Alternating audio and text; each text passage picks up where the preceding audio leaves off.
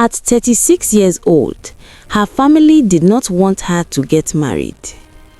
Maya owned 3 beauty supply shops in River City. She sold all types of hair extensions, wigs, and everything women needed to look good. She traveled to Asia 4 times every year to buy products directly from factories.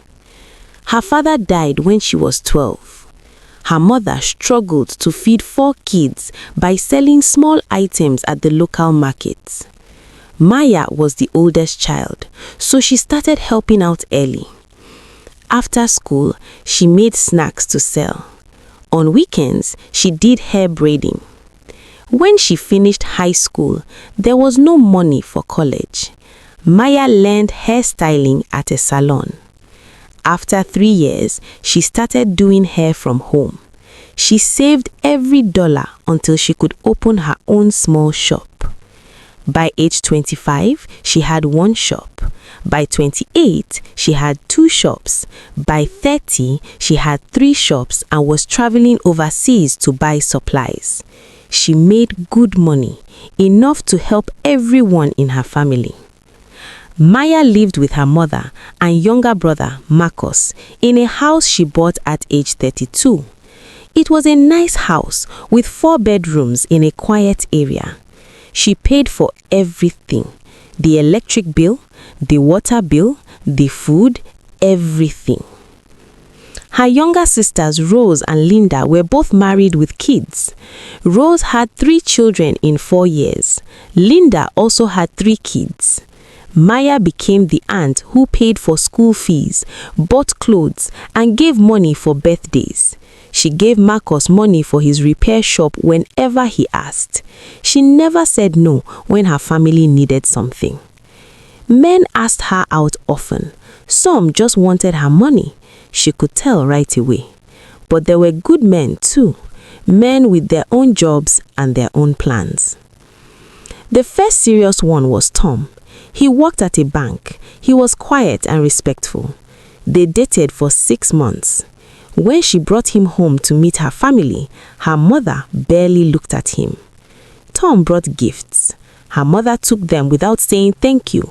She left them by the door and went to her room. Marcus came out to say hello, but their mother called him back inside. Tom sat in the living room alone with Maya for 30 minutes. Nobody talked. The silence was heavy. Tom left feeling unwelcome. 2 weeks later, he broke up with her. Maya felt hurt, but she moved on. Then came James. James owned a small trucking company with several vehicles. She invited him for Sunday lunch. Marcus was there.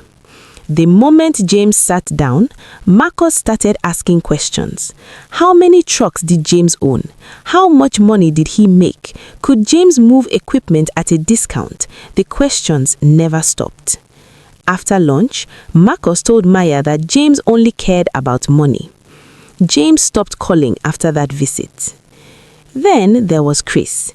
He was an engineer. After 5 months, he wanted to marry Maya. Rose got his phone number and texted him from a fake number. The messages said Maya had terrible debts, that she borrowed money from dangerous people, that she was not as successful as she looked. Chris became confused and distant. The relationship died slowly. Rose came to comfort Maya when she cried. She said Chris was not the right man. She said the right one would come later. The pattern kept repeating. Linda told one man named Kevin that Maya was still seeing her ex-boyfriend. She made up detailed stories about an ex who did not exist. Kevin could not deal with the drama. Her mother was rude to another man named Ryan. She served him food without water and said there was none in the house. Ryan never called again. Every time Maya confronted her family, they acted innocent. They said they were protecting her from bad men. They made her doubt herself. Maybe her family knew better. But deep down, something else was happening. Maya's family had a secret they would never say out loud. Rosie's 3 children went to expensive private schools. The fees were high. Maya paid all of it. Linda's husband made very little as a teacher. His salary could barely feed the family. Maya sent Linda money every month, sometimes a lot, sometimes more. Marcus's repair shop was not doing well. Most months he barely made enough money. Maya paid his rent. She gave him money for tools whenever he had a job. Her mother lived comfortably in the house Maya bought. She did not worry about rent or bills or food. Everything was covered. If Maya got married, all of this would change. Her husband would come first. There might be children. Maya's money would go somewhere else. Her time would belong to someone else. These thoughts scared her family, but they never admitted it. They told themselves they were protecting Maya. They told themselves she was better off focused on family. They did not see the selfishness underneath. Years passed this way. Maya dated and every relationship fell apart. She was tired. Some nights she cried alone in her room. She wondered if marriage was just not meant for her, if she would always be alone. Then she met Daniel at a business conference in the city. Daniel owned a shipping company. He moved goods across the country. He was giving a presentation. Maya found it interesting. After his talk, he came over during the break. They started talking. He was easy to talk to. He listened well. He asked good questions. They exchanged numbers. Daniel called her 3 days later. They talked for over an hour. He told her about his business. She told him about her shops. He asked about her family and she gave simple answers. Everyone was fine. They dated for 8 months before Daniel said he wanted to meet her family. Maya was nervous. She knew what happened when she introduced men to her family. But Daniel insisted.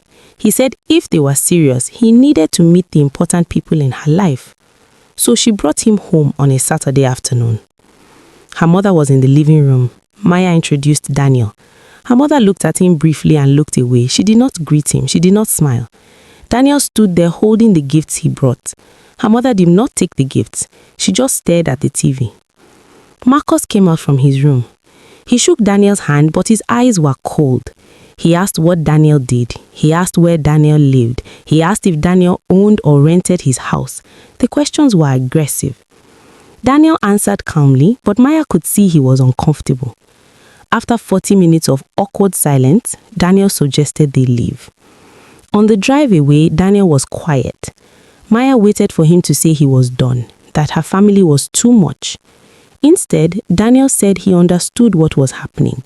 He said her family was afraid she would stop supporting them if she got married. He said this did not change how he felt about her. Maya cried. No man had ever understood before. No man had ever stayed after meeting her family. But her family increased their efforts. Marcus started calling Daniel late at night. He would say he needed business advice. He would ask Daniel to lend him money for equipment. He would ask Daniel to give him contracts for his shipping company. Daniel was polite but firm. He told Marcus to speak to Maya if he needed help. Marcus complained to Maya that Daniel was rude. He said Daniel was trying to separate her from her family. Rose invited Daniel and Maya to lunch at her house. She spent the entire meal talking about children. She said Maya had always wanted many children. She said time was running out. She made it sound like Maya was desperate. She said all this while staring at Daniel. Daniel simply held Maya's hand across the table and said he loved Maya exactly as she was. Then Linda did something terrible. She had a friend named Sarah who was single and pretty. Linda invited Daniel to a birthday party and made sure Sarah was there. Sarah wore a short, tight dress. She laughed at everything Daniel said. She touched his arm constantly. She asked for his phone number to discuss a supposed business idea. Daniel was polite but distant. He stayed close to Maya the whole time. That night, Sarah sent him messages. The messages were flirty. She said she could tell he was not happy with Maya. She said she could treat him better. Daniel took screenshots and showed Maya everything. Maya felt sick. She asked Daniel why he was still here, why he had not run away like everyone else. Daniel looked at her and said because he loved her, because he could see she was trapped, because he wanted to build a life with her, away from all this. Maya wanted to believe him, but fear held her back. One Saturday afternoon, Maya had something she should not have had. Maya went to her sister's house to drop off money for school fees. She walked through the back door because the front was locked. She heard voices in the kitchen. Her mother and sisters were talking. Rose was saying they needed to do more to separate Maya and Daniel. Linda suggested telling Daniel that Maya had health problems, that she could not have children. Her mother said no, that was too risky. Then Rose said something that stopped Maya's heart. She said they had to make sure Maya never married Daniel or anyone.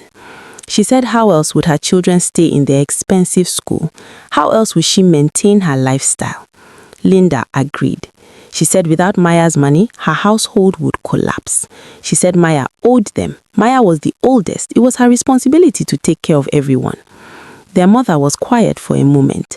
Then she said Maya was a good daughter. She understood family. They would find a way to keep things as they were. Maya stood there frozen, her vision blurred. These were the people she sacrificed everything for. These were the people she worked long hours for, went without things for, and they were plotting to keep her alone, to keep her useful. She left quietly. She drove straight to Daniel's house in tears. She told him everything she heard. She cried until she could not cry anymore. Daniel held her and said nothing. He just held her. When she calmed down, she looked at him and said she was ready to marry him, ready to choose herself, ready to walk away from her family if necessary. Daniel said yes immediately. He said they would marry quickly. They would not give her family time to interfere. 3 weeks later, they signed papers at the courthouse. Only Daniel's family came. His mother and siblings welcomed Maya warmly. During the ceremony, Maya's phone rang constantly. She turned it off. That evening, Daniel helped her pack her things from her mother's house. Her family stood in the living room crying and shouting. Marcus called her selfish. Rose said she was abandoning her nieces and nephews. Linda said she would regret this. Their mother said she was disgracing the family. Maya told them calmly that she was married now, that she would no longer be paying for everything, that they needed to take care of themselves. She said she loved them, but she was done being used. She walked out with Daniel. They drove away while her family stood watching. The following months were difficult. Her family called constantly. They sent people to beg her to come back. They said she was wicked. They said she had changed. But Maya had Daniel. Daniel reminded her every day that she deserved her own happiness, that love should not require endless sacrifice, that she was not responsible for everyone else's life. Slowly, Maya built something new. She and Daniel traveled together. She expanded her business without the pressure of supporting everyone. They talked about their future. Maybe children, maybe not. Either way, they had each other. Her family eventually adjusted. Rose found ways to manage. Linda's husband worked harder. Marcus's business slowly improved. They survived without her constant support. Years later, they would see each other at events. The conversations were brief and polite. The closeness was gone forever. Sometimes Maya felt sad about it, but mostly she felt free. Free to live her own life. Free to be loved without conditions. Free to finally breathe. And that was everything.